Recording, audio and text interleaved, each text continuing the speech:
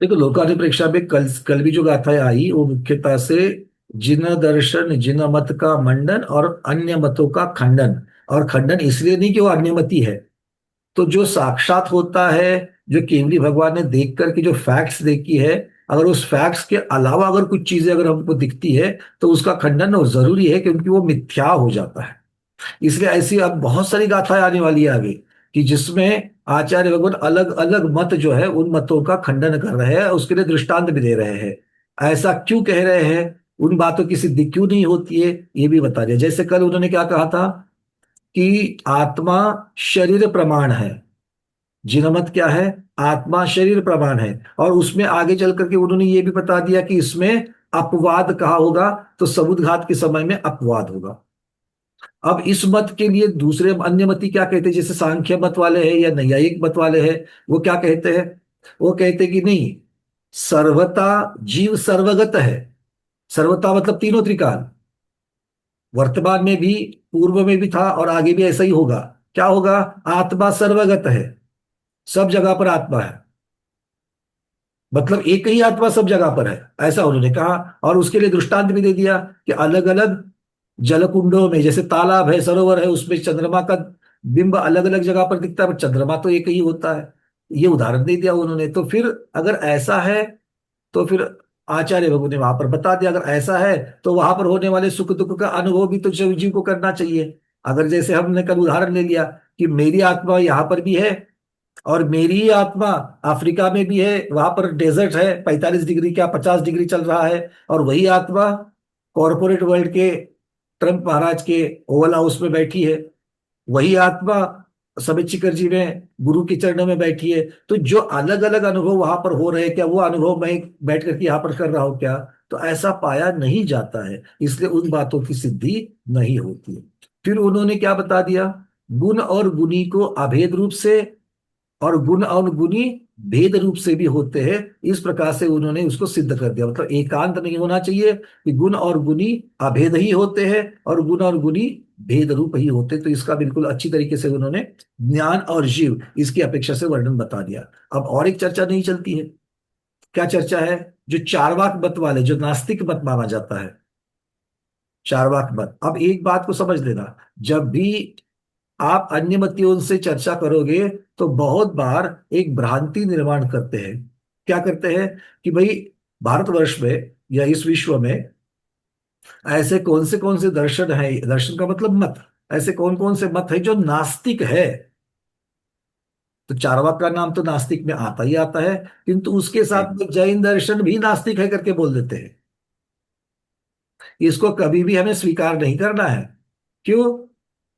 नास्तिकता की आप परिभाषा क्या कर रहे हो? ईश्वर की सत्ता को नकारने वाला वो नास्तिक। आस्तिक न, न आस्तिक। आस्तिक मतलब क्या है? जिसका अस्तित्व नकारने वाला, किसका? ईश्वर का। हाँ, हम ईश्वर का अस्तित्व नकारने वाले जरूर है, किंतु बिना श्रद्धा वाले हैं ऐसा ये नहीं निकलता है। हमारी श्रद्धा है। हमारी श्रद्धा क्या है? हमारी श्रद्धा क्या है?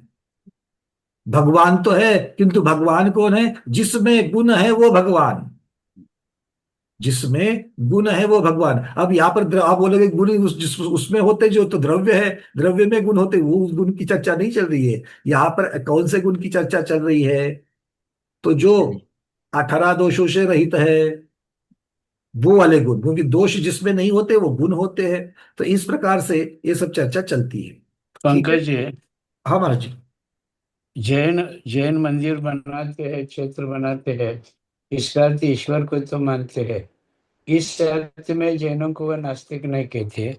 उनकी नास्तिक की परिभाषा इस रूप में है: ईश्वर सृष्टि का कर्ता है, बिल्कुल। नियंता है, और उन्हीं के द्वारा ये विश्व संचालित है, और कर्म का लेखा जोखा ईश्वर ही रखता है।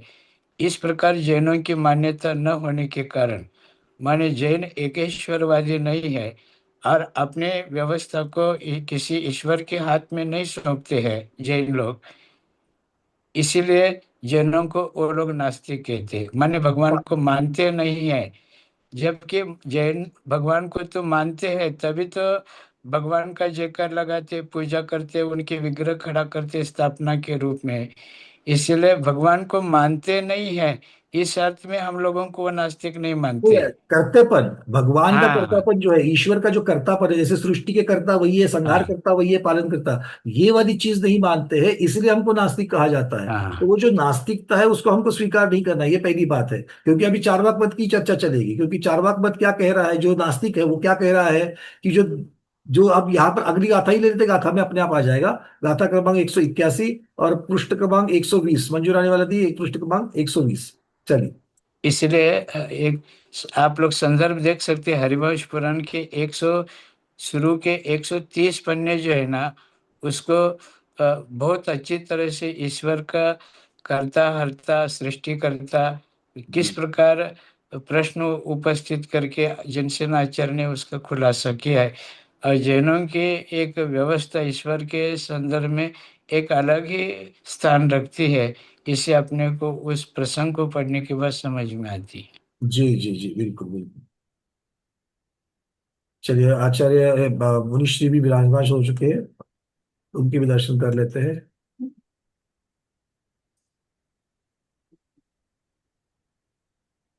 प्रज्ञा श्रवण मुनिश्री अमित सागर जी गुरुदेव की जय। नमोस्तु नमोस्तु नमोस्तु। सबको यथा योगी यथा योगी। महाराज जी, कल वाला विषय जो था वो थोड़ा सा आपके समक्ष में रखना था। कल आपने आहारक समुद्घात के ऊपर जो शंका उठाई थी, वो वहां पर प्रिंटिंग मिस्टेक है। आपने बिल्कुल सही कहा था कि वो 1 योजन लंबाई में नहीं हो सकता आहारक समुद्घात का क्षेत्र, उसको संख्यात योजन लेना चाहिए। तो जब जाकर के हमने देखा तो वहां पर जहां से लिया था वहां पर प्रिंटिंग मिस्टेक मिल गई, और एक्चुअल में वो संख्यात योजन होना चाहिए। और वो सिद्ध भी हो सकता है, क्योंकि केवली भगवान होंगे तो ढाई द्वीप में ही होंगे, और कहीं से 45 लाख योजन है, कहीं से कहीं भी जा रहे हैं, तो संख्यात योजन ही बन जाएगी। हम्म और दूसरी कषाय और वेदना समुद्घात की भी जो चर्चा चल रही थी, वहां पर 4.5 गुना केशव वर्णी जी ने उसको सिद्ध कर दिया है। हम्म चलिए, उसको भी, उसका विस्तार, उसकी चर्चा तो हमने कर ली है। अब ये गाथा है, चार्वाकमती जो है वो ज्ञान को पृथ्वी आदि पंच महाभूत का विकार मानते हैं। विकार मतलब परिवर्तन, उसी की पर्याय। पंच महाभूत सब लोगों ने नाम तो सुना होगा, है ना। पृथ्वी जल अग्नि वायु और आकाश, ये 5 महाभूत माने जाते हैं। तो ये 5 महाभूतों से ही उसकी ही पर्याय जो है ये ज्ञान है, ऐसा चार्वाक मत है।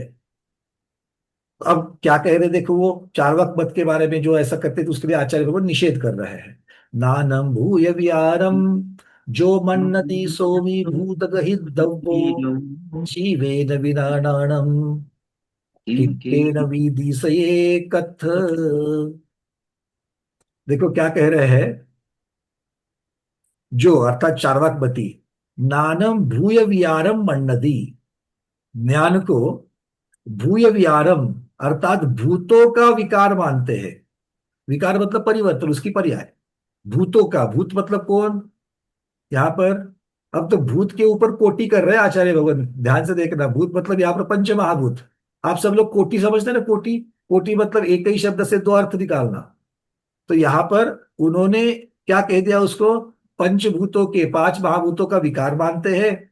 अब वो उनको ही, अर्थात उस चार्वाक को ही, उस चार्वाकमती को ही सोवी भूत गहितव्यो, वो चार्वाक जो है ना, वो भूतों के द्वारा ग्रहण किए हैं। गहितव्य मतलब भूत, गहितव्य मतलब उनको पिशाच ने क्या किया है, उनको प्रभावित करके उनको पिशाच लग गया है, उनको भूत लग गया है। ऐसे आचार्य महाराज को इसमें से सूचित करता है, अर्थात ये मूर्खता है, ये मूर्खता है। क्यों, ऐसा क्यों कह रहे हैं, क्यों, क्योंकि जीवेन विनानानम, जीव बिना ज्ञान की कोई जीव, किम केन भी कत्थति से, ये कहीं किसी के द्वारा देखा गया है क्या, कहीं किसी ने देखा है क्या कि ऐसा जीव जो ज्ञान रहित है, या ज्ञान जीव को छोड़ करके और किसी दूसरे द्रव्य में है, ऐसा किसी को देखा है क्या, नहीं देखा है। तो इसीलिए जो चार्वाकमती ज्ञान, ज्ञान को पृथ्वी की पर्याय, देखो पृथ्वी की पर्याय या पृथ्वी आदि महाभूतों की पर्याय। अब जिससे जो चीज बनी है वो वैसी ही होगी कि नहीं होगी। अगर पुद्गल से कोई चीज बनती है तो वो पुद्गल ही होगी या जीव बन जाएगी। तो अगर पंच महाभूतों की अगर चर्चा करें तो पृथ्वी क्या है, उद्गल है। जल क्या है, उद्गल है। अग्नि क्या है? उद्गल है। वायु क्या है? उद्गल है। आकाश क्या है? हाँ, अभी जो आपके दिमाग में जो कंफ्यूजन है, क्या उत्तर दे दूं, क्या उत्तर दे दूं, क्योंकि स्थावर में भी तो हम लोगों ने नाम लिए हैं। तो क्या ये तो भैया तो पुद्गल पुद्गल पुद्गल बोलते जा रहे हैं। बिल्कुल, क्योंकि ये पुद्गल ही है। इसके अंदर आकर के जो जीव जो जन्म लेगा, वो जीव जीव है, किंतु उसके शरीर जो इसके पृथ्वी जल अग्नि का जो शरीर धारण करता है, वो पुद्गल ही होता है। जीव कौन है? पृथ्वी जीव या पृथ्वी कायिक जीव, ये दो ही जीव है। पृथ्वी जीव बिना शरीर वाला विग्रह गति का जीव है, और पृथ्वी कायिक जिसने पृथ्वी को अपना शरीर में धारण किया है, शरीर रूपी धारण किया है, वो पृथ्वी कायिक हो गया।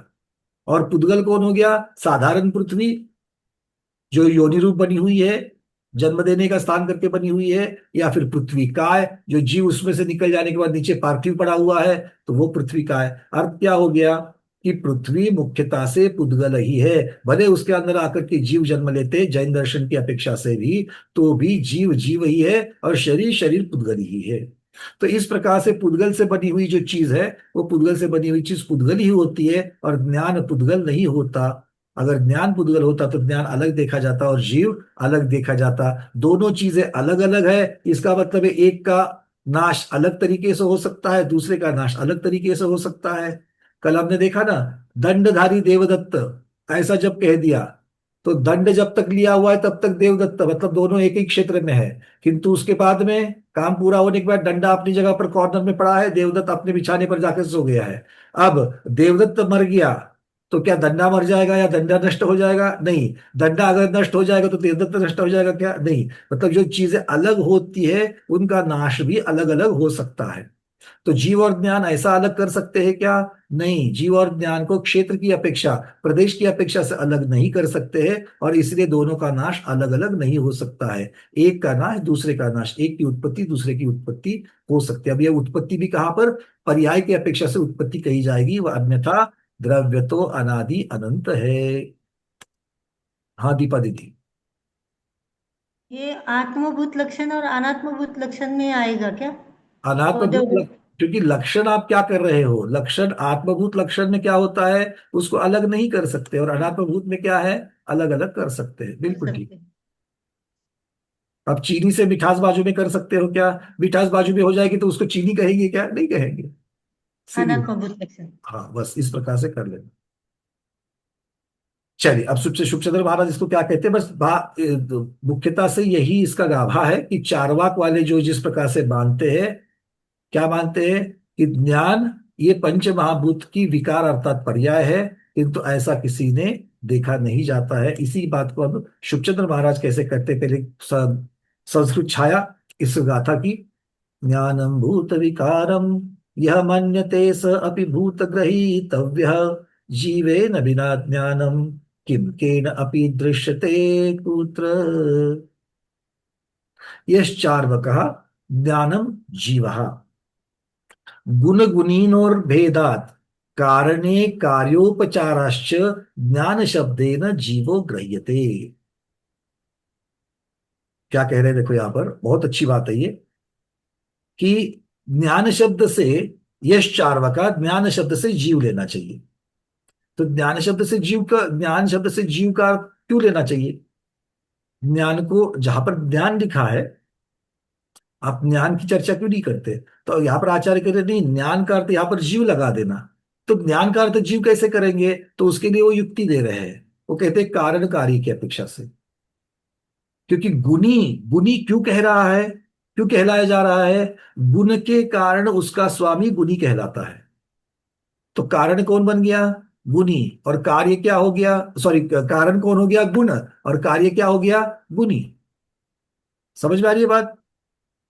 तो जिस कारण से उसका स्वामी का, उसके साथ में हम संबंध बना रहे हैं, तो यहां पर कारण कार्य की अपेक्षा से ज्ञान को ही जीव कह दिया। माने तो हाँ महाराज जी। माने बिना जीव के ज्ञान गुण नहीं रह सकता, उनका आधार जीव है, और आधार जीव होने के कारण आधे ज्ञान हो गया।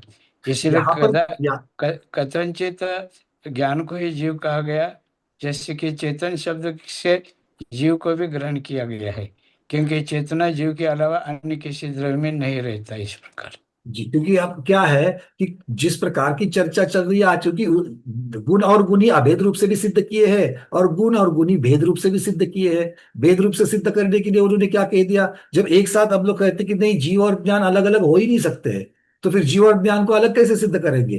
तो उन्होंने बता दिया गुण अनेक होते हैं, गुण एक ही होता है। तो संख्या की अपेक्षा से भेद है,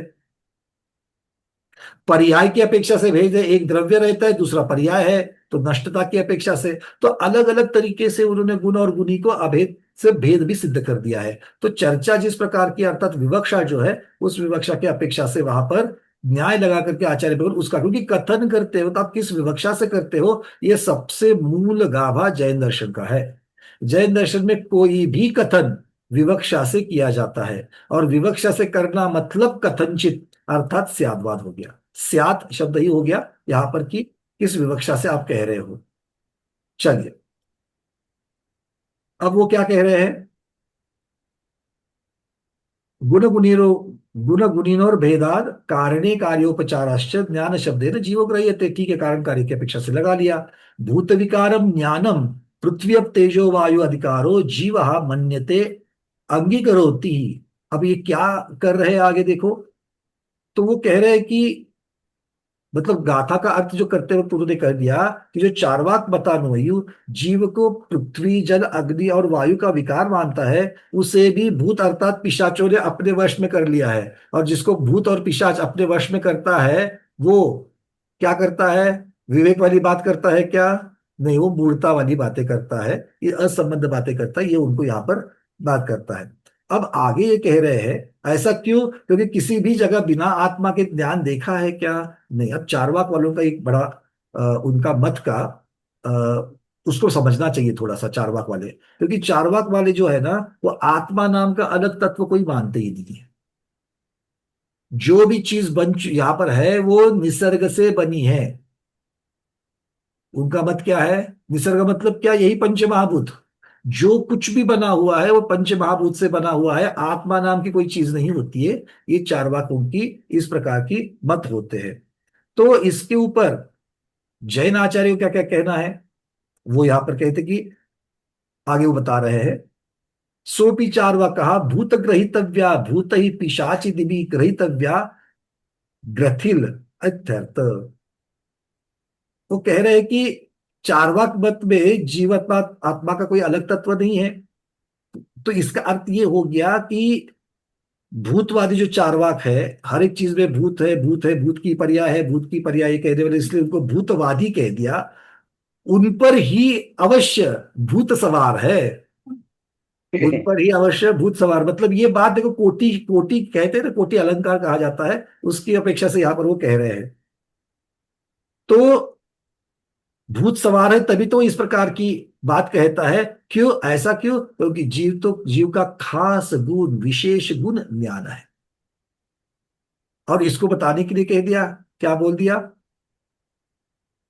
कि ज्ञान चैतन्य में ही रहता है, पृथ्वी आदि भूतों में नहीं रहता, क्योंकि पृथ्वी आदि भूत पौद्गलिक है, उसमें ज्ञान नहीं रह सकता है, उस पर ध्यान नहीं रह सकता है। तो ये बात यहां पर कह रहे हैं, कंतवी कुत्रापि स्थाने केनापि मनुष्यादि जीवेन आत्मना बिना ज्ञानम अर्थात बोधा कीदृश्यते। या ऐसा क्यों कह रहे हैं, क्योंकि कहीं पर भी किसी ने भी जीव को ज्ञान के बिना देखा है क्या, नहीं। तो इसीलिए ये चर्चा यहां पर कर दी कि ये चारवाक वाले मत है। अब आगे इतना ही नहीं, देखो ऐसा नहीं होगा कि किसी को भूत भूत से पीड़ित मान करके आपने उसको नकार दिया, ऐसा बोलने से थोड़ी चलेगा। तो आपको और भी तो बताना पड़ेगा। आचार्य भगवत कह रहे हैं कि अगर ऐसा मानेंगे, जो चारवाक का मत है, अगर ऐसा मानेंगे तो उसमें क्या दोष आएंगे, उससे क्या दोष उत्पन्न होंगे, ये बता रहे 181 नंबर की गाथा में, 182 नंबर की गाथा में। मैं प्रश्नों को दूंगा, पहले आप थोड़ा सा विषय को समझ लो, क्योंकि उसी चीज को आचार्य भगवान दो तीन गाथाओं से सिद्ध भी कर रहे हैं। सच्चेयन पच्चखम जो जीवम नेयमन्नते मूढ़ो सो जीवम न मुन्नंतो जीवा भावम कहम पुनदी।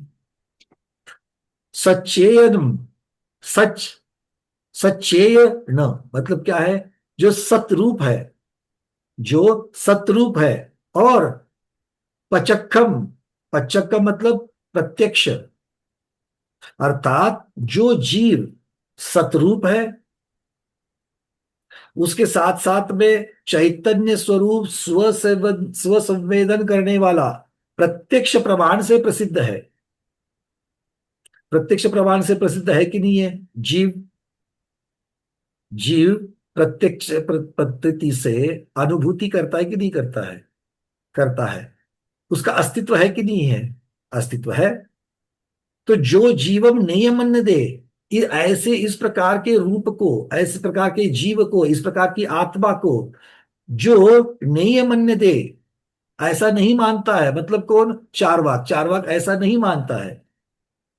वो क्या है? सो मूढ़ो, वो मूर्ख है। ऐसा क्यों?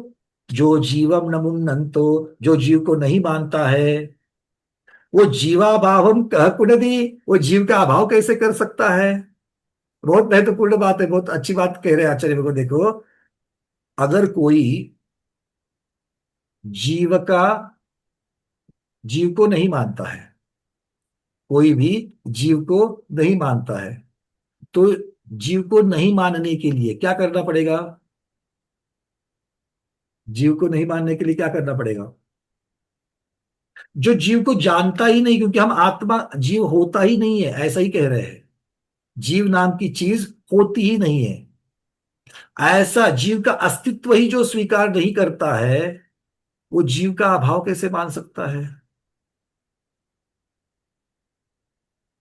ध्यान से सोचो, सोचने वाली बात है ये। जिस चीज का अस्तित्व ही नहीं है, क्योंकि अभाव किसे मानेंगे? जब अस्तित्व होकर के जब नहीं रहता है, तब जाकर के आपका अभाव मानना पड़ता है। अभाव किसे कहते हैं? देखो, छाया क्या है? प्रकाश का अभाव। तो जब प्रकाश ही नहीं है, प्रकाश वाली कल्पना ही नहीं है, तो छाया वाली कल्पना होगी क्या? क्योंकि प्रकाश के अभाव में छाया है। तो छाया होने के लिए कहीं ना कहीं तो प्रकाश होना जरूरी है, वो नहीं है करके आप छाया है। बात समझ में आ रही है? चीनी कड़वी होती है क्या? बोलो। चीनी का त्याग तो नहीं है? आज अष्टमी है इसलिए मैं पूछ रहा हूँ। हाँ, एक चार चीनी का त्याग नहीं करते हमारे यहाँ पर, ठीक है ना? हाँ। हमारे यहाँ पर तो हमारे स्वाध्यायी मीठे मीठे तो है सब, चीनी का त्याग करके थोड़ी मीठेपन बन जाएगा। जो चीनी को कड़वा नहीं कहते, चीनी कड़वी नहीं होती। अरे, चीनी कड़वी नहीं होती ये कहने के लिए कहीं ना कहीं तो कोई चीज कड़वी होनी चाहिए कि नहीं चाहिए? अगर कड़वेपन का अभाव ही है तीनों लोकों में, तो चीनी कड़वी नहीं है कह सकते हो क्या? अब आ रही बात समझ में? आचार्य तुम कैसे सिद्ध कर रहे हैं उसको? तो वो कह रहे हैं कि अभाव का कहने वाला भी तो जीव ही है। ये बता कौन रहा है? ये बता कौन रहा है? भाई, ज्ञान तो आपने पंच विकार, पंचभूतों का विकार माना, और आत्मा नाम की चीज नहीं होती है। ये कहने वाला कौन है? पुद्गल। अगर कहने वाला पुद्गल है, तो बाकी पुद्गल क्यों नहीं कह रहे हैं? समझ में आ रहा है? जीव का निषेध कौन कर रहा है? कोई चार्वाकवादी व्यक्ति, है या ना? कोई व्यक्ति है, वही वही तो कर रहा है। मत मतलब कौन है? मत तो समूह का ही होता है, जीवों का होता है। तो अगर जीव का अभाव है तो तुम कौन हो? जब आत्मा होती ही नहीं तो तुम कौन हो? अगर तुम पुद्गल हो और तुम कह रहे हो, तुम बोल रहे हो, तो बाकी पुद्गल क्यों नहीं बोल रहे हैं? बाकी मतलब कौन? पृथ्वी जल अग्नि वायु आकाश, वो क्यों नहीं कह रहे हैं? समझ में आ रही बात? मतलब उन्हीं की बातों से उन्हीं का खंडन होता है। ऐसे ही सिद्ध भगवान, ऐसा कुछ नहीं होता। सिद्ध भगवान वगैरह कोई बात नहीं होती। क्यों? ऐसा चराचर को पूरा जानने वाला कोई होता ही नहीं है। चराचर को पूरा जानने वाला ऐसा केवली वगैरह कोई होता ही नहीं है। अच्छा, ये कौन कह रहा है? अगर तुम कह रहे हो कि जगत में ऐसा कुछ नहीं होता है, मतलब तुमको पता है कि कुछ नहीं होता है, और आप तो बोल रहे हो कि ऐसा कोई नहीं होता जिसको सब कुछ मालूम है। तो तुमको सब कुछ मालूम है क्या? तुमको भी सब कुछ मालूम नहीं है। क्यों? क्योंकि तुम ही वो कह तो रहे हो कि सब सब कुछ बाधित जानने की नसीब कोई। हो गया। हाँ गुरुदेव। स्ववचन बाधित हो गया ना। बिल्कुल। तो ये इस प्रकार से ही न्याय मतलब क्या है, कुछ और कोई चीजें नहीं, हवा नहीं है कि जो चीजें सिद्ध की जा सकती है, जो सिद्ध की गई है, ऐसी सब चीजों को ही यहाँ पर न्याय कह रहे हैं। ठीक है। इसलिए हमको ये क्यों सीखना है, हमको ये क्यों पढ़ना है, ये लोकानुप्रेक्षा में इसकी चर्चा क्यों आ रही है? क्योंकि इसी के द्वारा जीव की सिद्धि हो रही है। इन्हीं गाथाओं के द्वारा आचार्य भगवान जीव की सिद्धि कर रहे हैं। और जीव की सिद्धि किस लिए की जा रही है? कि वो पुद्गल से अलग है, वो आकाश से अलग है, वो धर्माधर्म से अलग है। और इसीलिए तो ये सब चीजों का, छह द्रव्यों का अलग अलग अस्तित्व, उसको सिद्ध करके ये छह द्रव्य जहां पर पाए जाते हैं वो लोक है, और उसका चिंतन करना लोकानुप्रेक्षा है। इसलिए ये सारा विषय भी महत्वपूर्ण हो जाता है। क्योंकि अभी क्या हो रही है, जीव, क्योंकि अब तक तो उन्होंने जैन दर्शन की अपेक्षा से चीजें बताई, फिर शंकाकार ने शंका उठाई कि हमने ये भी सुना है, हमने ये भी सुना है, हमने ये भी सुना है, तो वो गलत कैसे? तो फिर वो गलत कैसे हो, ये सिद्ध कर रहे हैं। क्लियर है? अब आप में से कोई बोलेगा भैया हमें तो इसको सिद्ध करने की जरूरत है, हमने तो बाबा वाक्य प्रमाण मान लिया, केवल ही भगवान बोलते वही है, हमको ये पढ़ने की क्या जरूरत है? हाँ, ऐसा मन में आता है कि नहीं आता है? हम तो मानते हैं, हम थोड़ी अन्यमति है, हमको ये सब सीखने की क्या जरूरत है? हमको तो उस जिस गांव को जाना ही नहीं, उसके गांव की बस में क्यों बैठना? ये महत्वपूर्ण बात है। अब ये सब कुछ अनुकूल अनुकूल अनुकूल चल रहा है। स्वाध्याय में सब बैठे हुए आपके अनुकूल परिस्थिति के साथ चल रहे हैं, इसलिए आपके ऊपर कोई घाला नहीं है। इसको छोड़ करके अपने बच्चों से बातें जब करते हो, तब कितनी प्रतिकूलता आती है? आती है कि नहीं आती है? तब जब उनको समझाने की बात आती है, उनके मतों का खंडन करने की बात आती है, तब हमको यह समझना चाहिए कि उनके मतों का खंडन क्यों होना है और जिन मत का मंडन क्यों करना है। इसलिए ये सब सीखना है।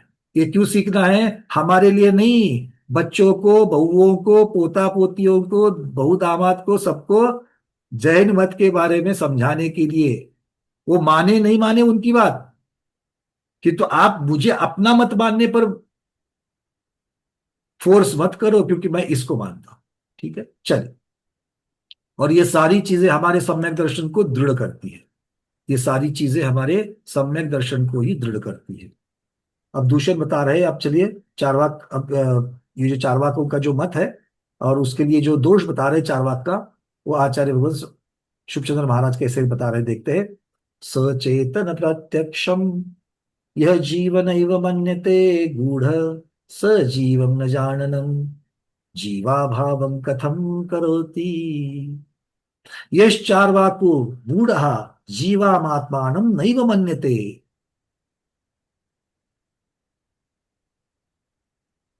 जीव को मानते ही नहीं है। जो मूढ़ स्वसंवेदन प्रत्यक्ष से सिद्ध जीव को, शुद्ध जीव को नहीं मानता है, जीवो नास्तित कथ्यत तीर्थ इत्यर्थः, जीव होता ही नहीं है, आत्मा होती ही नहीं है, ऐसा कह रही है। कीदृशम जीवम सचेतनम प्रत्यक्षम।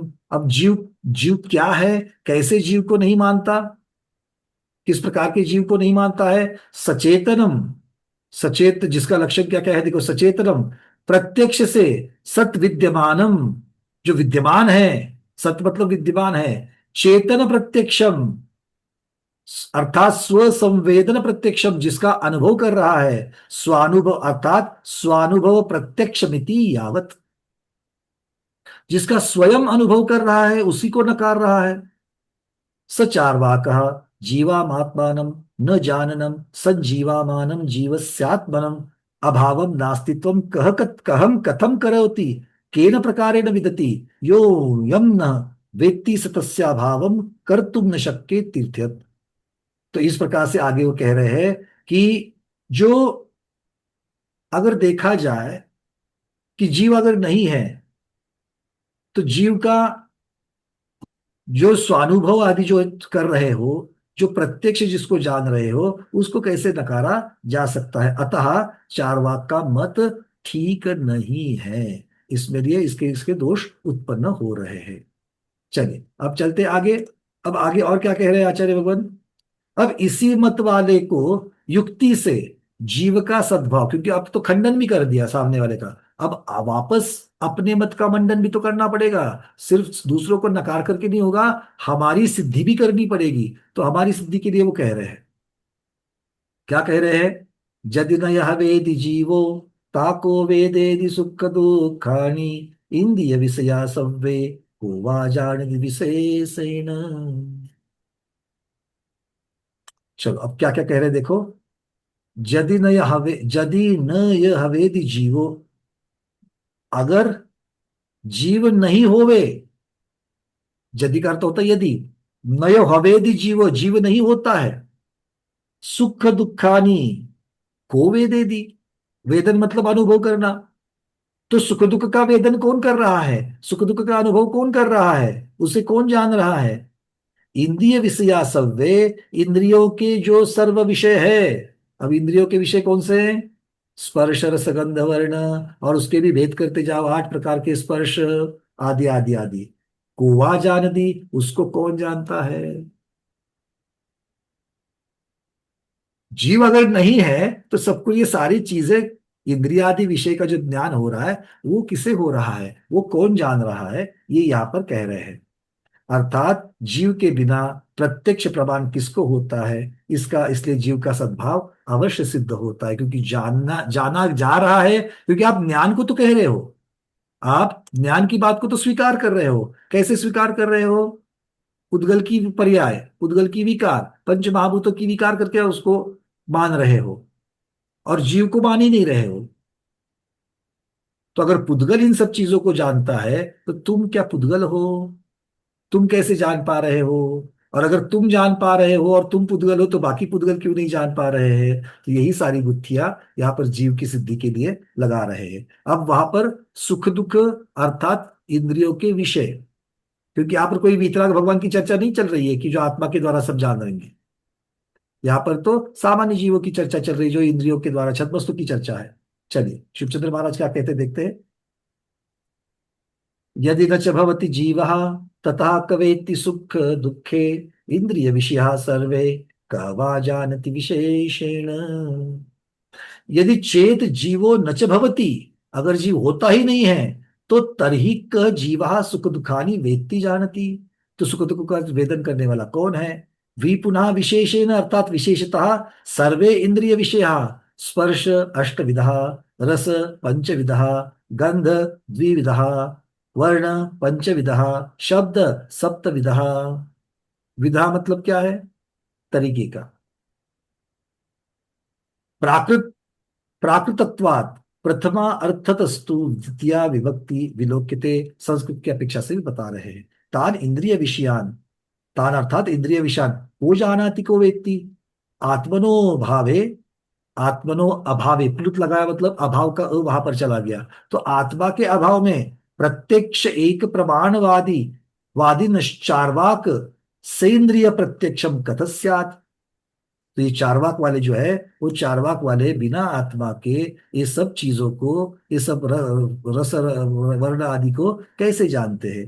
तो यहाँ पर आचार्य भगवान कह रहे हैं कि आत्मा के अभाव में एक प्रत्यक्ष प्रमाणवादी, मतलब चार्वाक वाली को क्या कहते हैं? चार्वाक वादी को प्रत्यक्ष प्रमाण वाले, मतलब जो प्रत्यक्ष है, प्रत्यक्ष का अर्थ क्या होता है?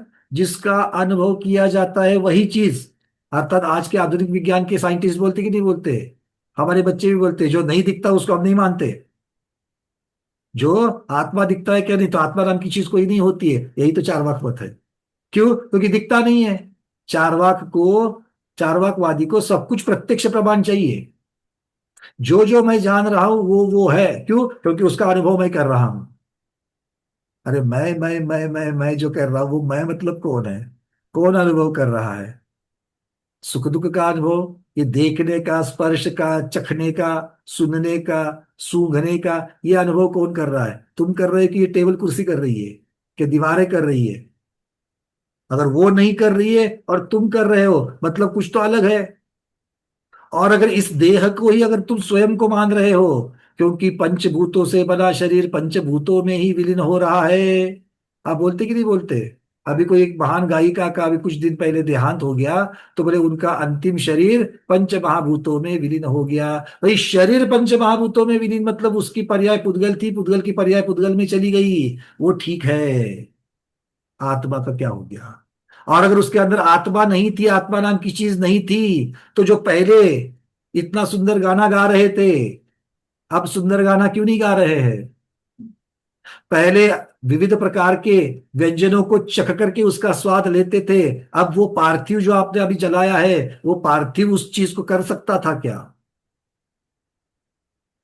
इसका मतलब पहले वह कुछ तो उनमें कुछ तो चीज थी जो अब नहीं है, तो जो थी और अब नहीं है वही आत्मा है। ठीक है, तो इस प्रकार से इसकी सिद्धि आचार्य भगवान कह रहे हैं।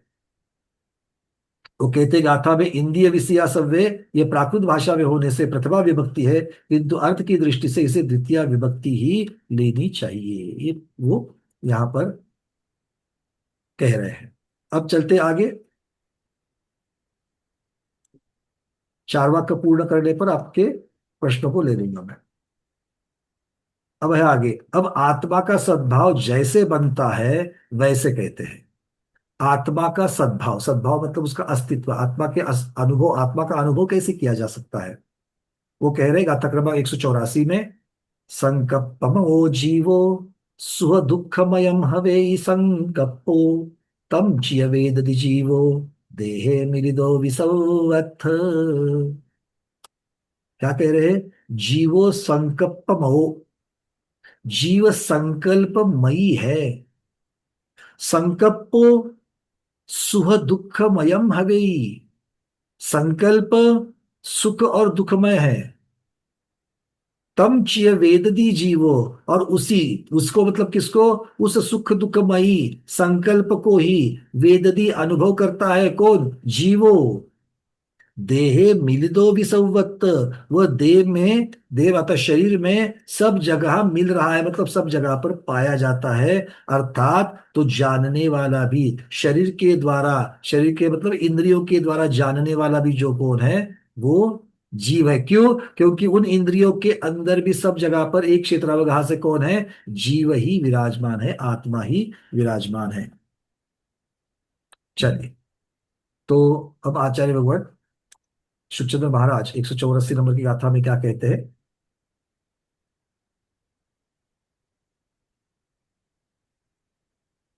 पहले गाथा की संस्कृत छाया।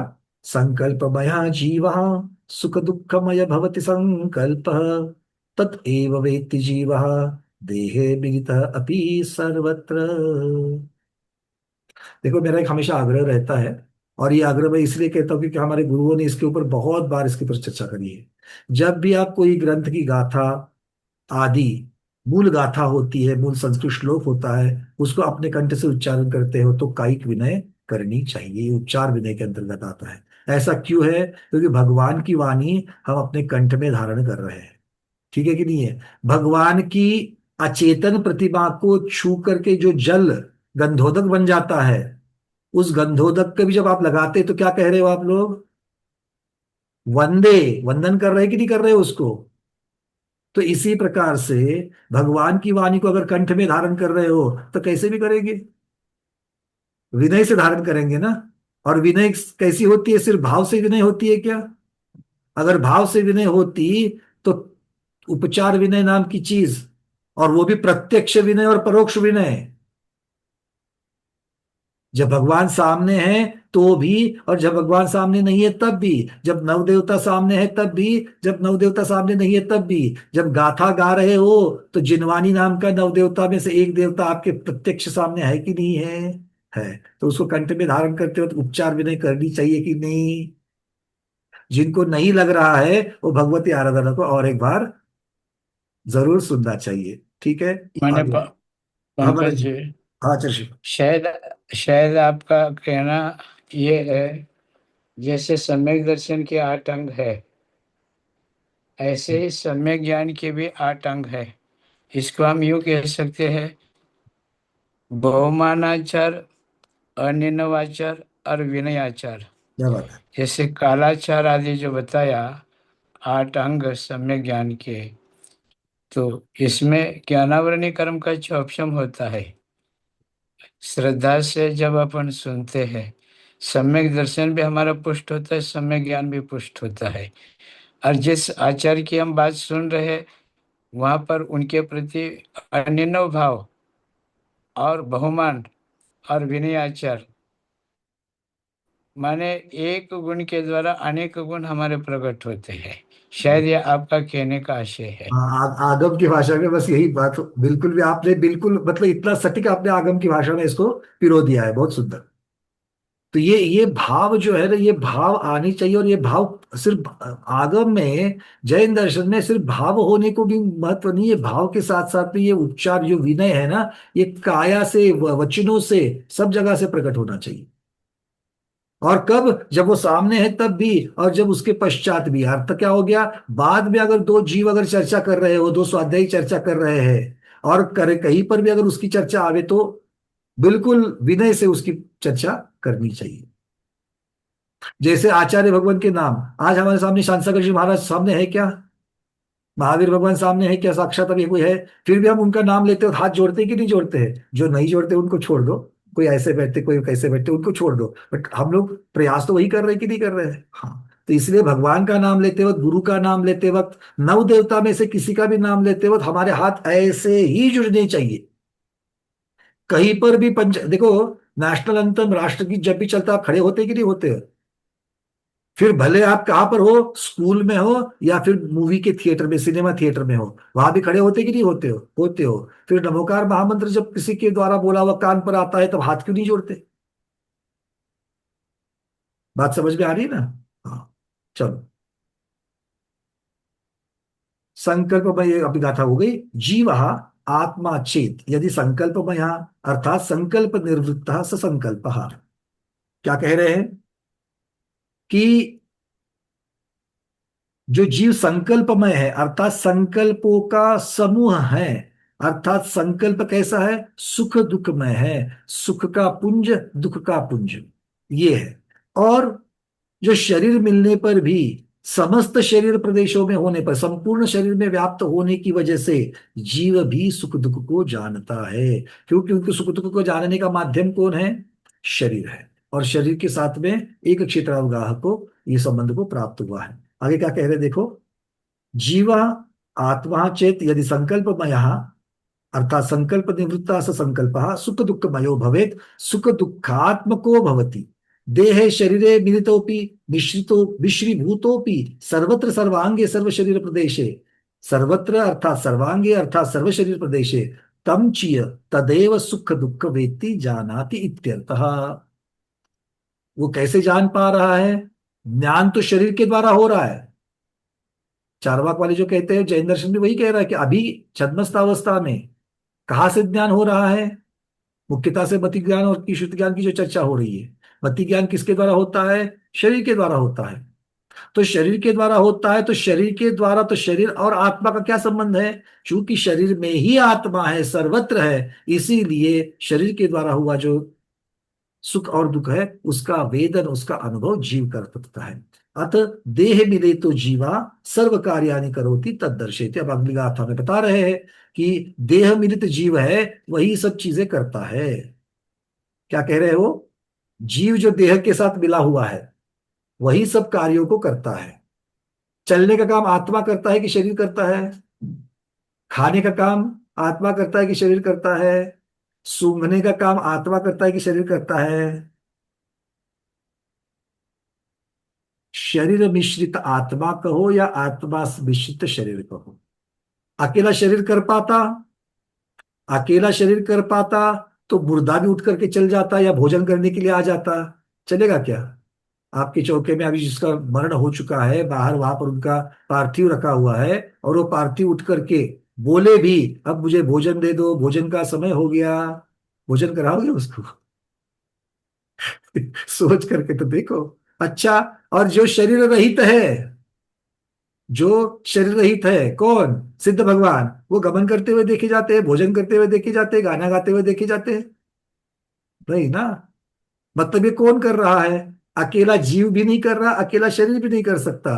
तो जीव मिश्रित शरीर या शरीर मिश्रित जीव, ये जब अवस्था बनती है, तब ही ये सारी कार्य होते हुए हमको दिखते हैं। तो संसारी जीव का अर्थ होता है शरीर देहधारी जीव, और वो सारी चीजें कर रहा है। तो संसारी जीव की अपेक्षा से वर्णन, तो आचार्य भगवान इसी को, अब इसको सिद्ध क्या करना है, सब लोग तो प्रत्यक्ष से जानते हैं, आचार्य भगवान फिर से इसका निर्देश कर रहे हैं। गाथा क्रमांक 185।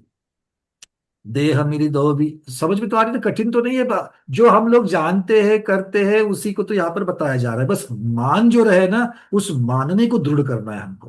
कोई कुछ भी बोले हम उसको नहीं बदलेंगे। देह मेरी दो विजीवो सव्व कम्मानि कुवद्दे जम्भा तम्हा पयट्टमानो एयत्तम बुद्धते दोन्हम। जम्हा क्योंकि चूंकि, जीवो देह मिलिदोवी, देह से मिला हुआ है, देह सहित है। देह में मिला है का मतलब क्या है, देह सहित है, शरीर सहित है। सव्व कम्मानि कुव्वते, कर्म और नो कर्म, सव्व कम्मानि शब्द लगा दिया है इन्होंने, कर्म और नो कर्म से क्या करता है, कुव्वते कार्य को करता है। सव्व कम्मानि कुव्वते, इसके साथ में कम्मानि मतलब कर्म, नो कर्म से करता है। क्या करता है, सर्व करता है, मतलब सब कार्य करता है। तम्हा पयट्टमानो, इसलिए, जब मां आया तो इसलिए तम्हा, चूंकि, इसलिए क्या करता है, पयट्टमानो, उन कार्यों में प्रवृत्ति करते, प्रवर्तमान, पयट्टमानो मतलब प्रवर्तमान, प्रवर्तमान का अर्थ क्या होता है, उस कार्य में प्रवृत्ति करने वाला जीव, उसका क्या होता है, दोनम एयत्तम बुझदे, दोनों मतलब देह भी और जीव भी, वे एकत्व दिखाई देता है। एयत्तम बुझदे, एयत्तम मतलब एकत्व, एकत्व मतलब दोनों का एक साथ बना दिखाई देता है। तो सब उसका पूरा का पूरा अर्थ क्या हो गया, जब जीव शरीर से मिला हुआ ही मतलब उसके साथ जब रहता है, तब ही क्या करता है, सब कार्यों को करता है। सब कार्य को मतलब कर्म नो कर्म रूप, शरीर को बनाने का काम भी और उसके द्वारा कार्य को भी, तो ये सारे कार्य करता हुआ दिखाई देता है। कब, जब वो शरीर से मिला हुआ है तब ही शब्द लगा दिया, देह मिल दो वी, ये शब्द आ गया गाथा में। मतलब इसका अर्थ होता है कि जब वो देह के साथ नहीं मिला है तो ना देह काम करता है ना जीव काम करता है, तो जब मिली हुई अवस्था है तो ही करते हैं। दो नम एयंत बुझते, अर्थात देह और जीव में इसीलिए एकत्व, दोनों ने एक साथ आकर के किया हुआ कार्य इस प्रकार से करते हैं, कहते हैं। तो आज भोजन किसने किया, आपने किया या आपके शरीर ने किया, किसने किया, अरविंद जी।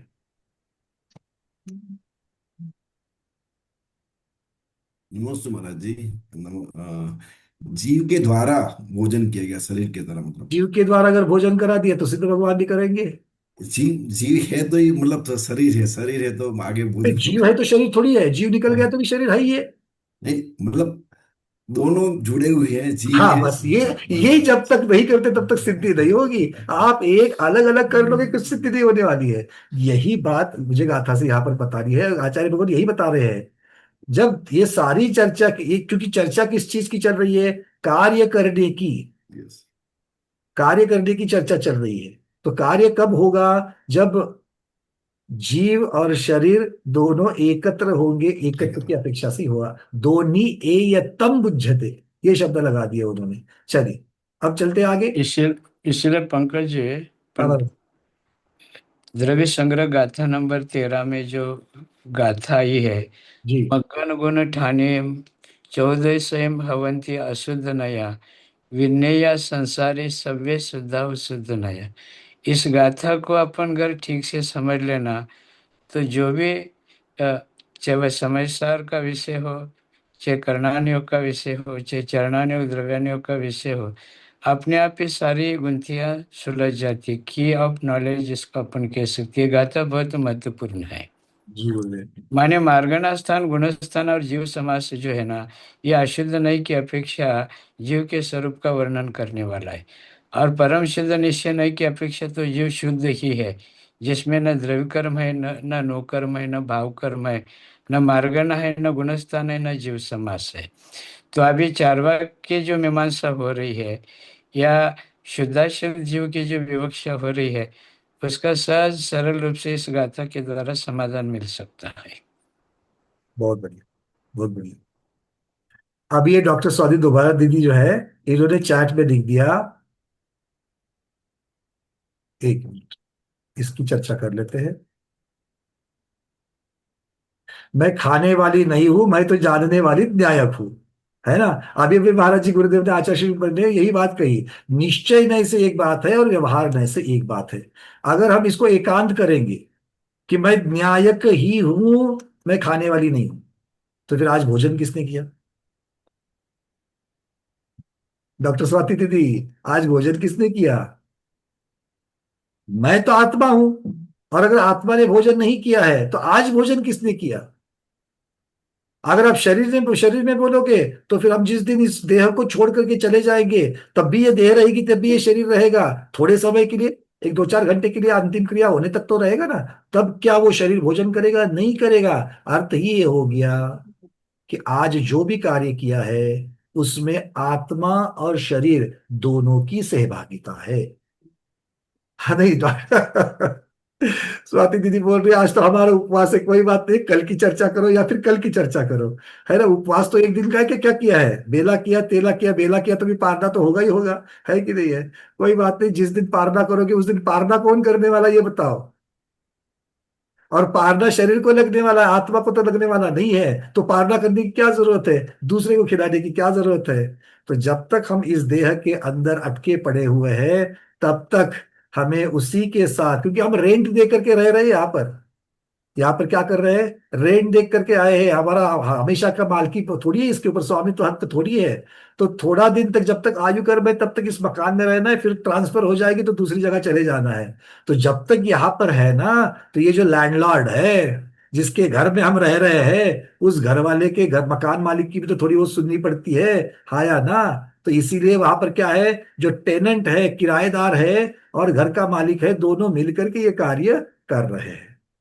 क्योंकि किराएदार, किराएदार कब कहा जाएगा, जब वो किराए पर रह रहा है। और किराए पर कब रह सकता है, जब कोई किराए पर घर दे रहा है, तभी तो हो सकता है। इसीलिए हमें इस चीज को भी देख, क्योंकि ये फैक्ट है, ये अस्तित्व की बात है, ये केवली भगवान ने देखी हुई बात है, इसलिए इसको नकारा नहीं जा सकता है। आप जो कह रही है वो हमारे लिए अंतिम ध्येय है, वो शुद्ध अवस्था की चर्चा है, ठीक है। इसलिए हमें वो भी मानना है और ये भी मानना है, उसका उसका निक्षेप अलग है, इसका निक्षेप अलग है, उसको कथन करने की पीछे की विवक्षा अलग है। और अभी जो आचार्य श्री ने बातें कही, उसपे दोनों विवक्षाओं की चर्चा उन्होंने द्रव्य संग्रह की अपेक्षा से कह दी।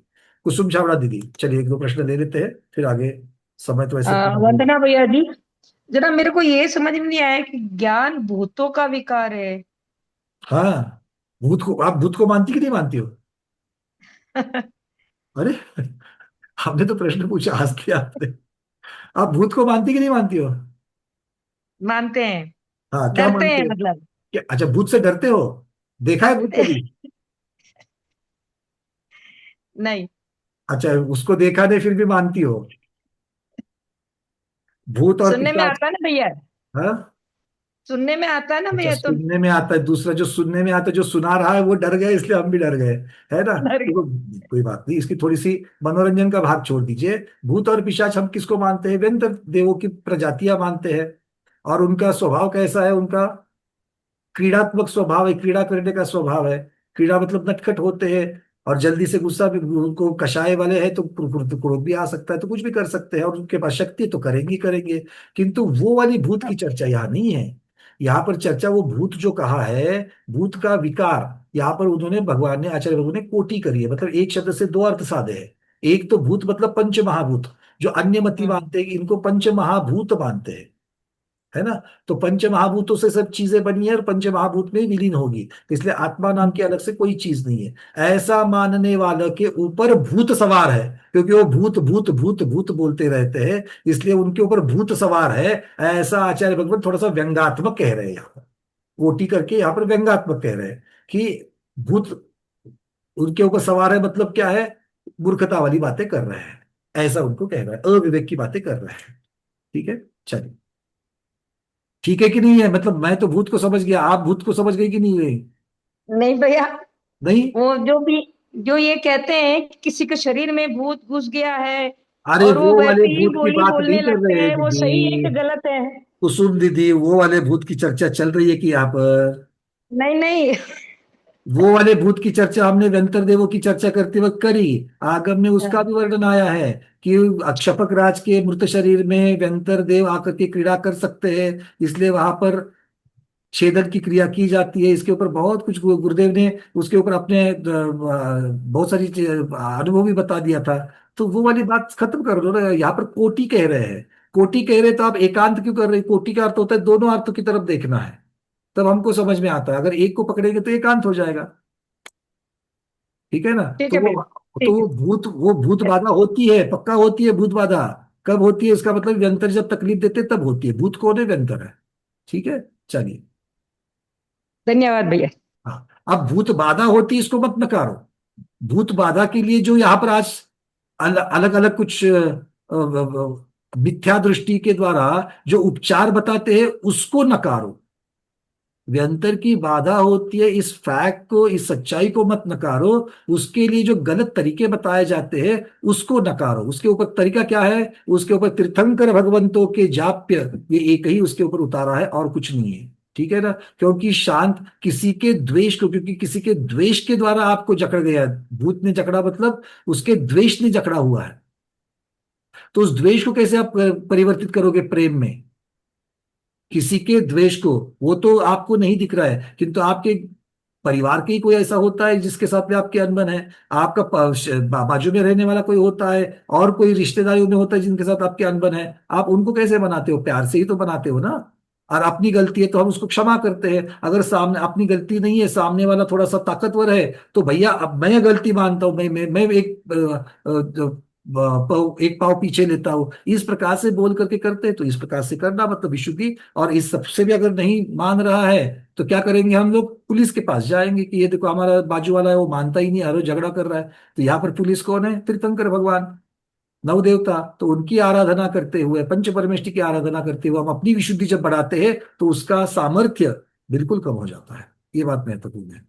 तो हमें नकारना क्या है? मिथ्या उपचारों को नकारना है, ना कि उसके स्वरूप को। प्रभु जी, नवी मुंबई, बोलिए। नमस्ते महाराज जी, रंगनाथ भैया जी। जो अभी हम समाज में सामने कोई आम लोग जो मिलते हैं अन्य धर्म वाले, उसमें तो कोई चारवाक मत वाला है ऐसा। जब तक कोई शास्त्रार्थ या कुछ उनसे चर्चा ना हो तो वो चारवाक मत कौन लोग होते हैं? सनातन वाले, उससे तो कुछ समझता नहीं। प्रभु जी अपने घर में चारवाक वाले हैं।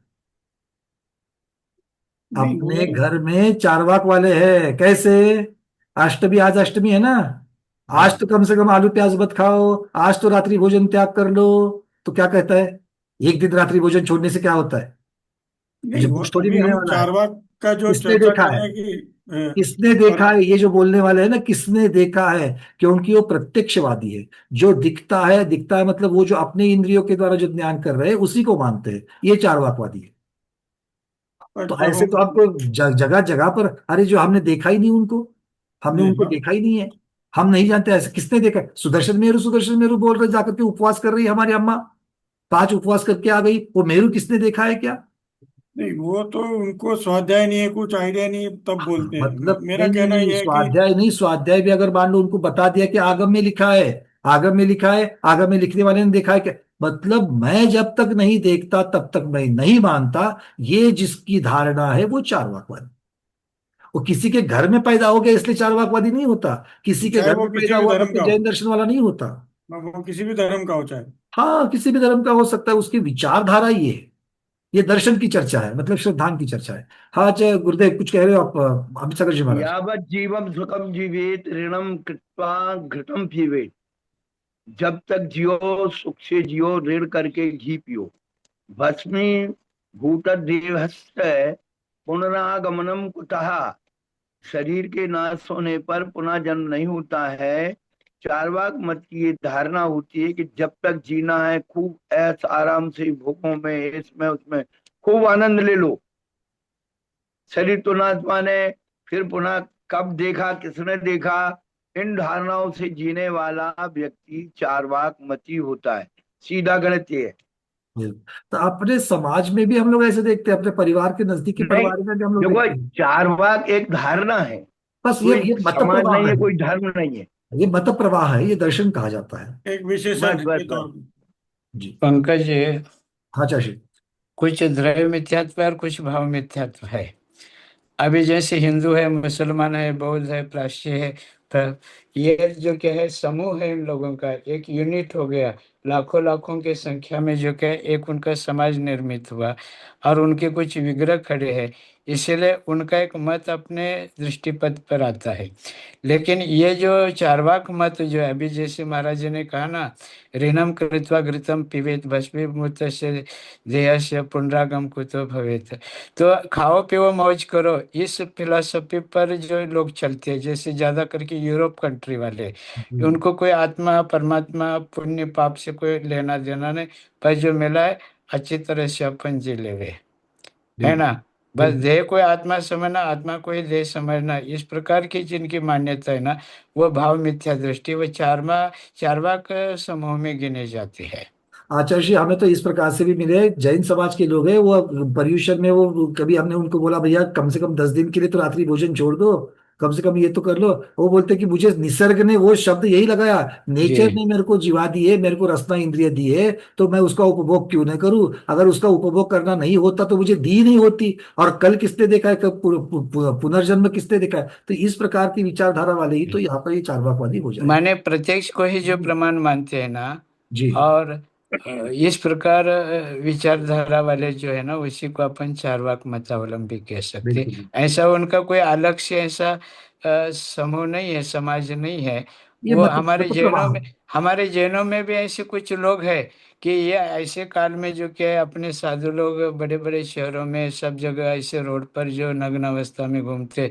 ये तो पुराने जमाने की बात है, जब साधु लोग जंगल में रहते थे।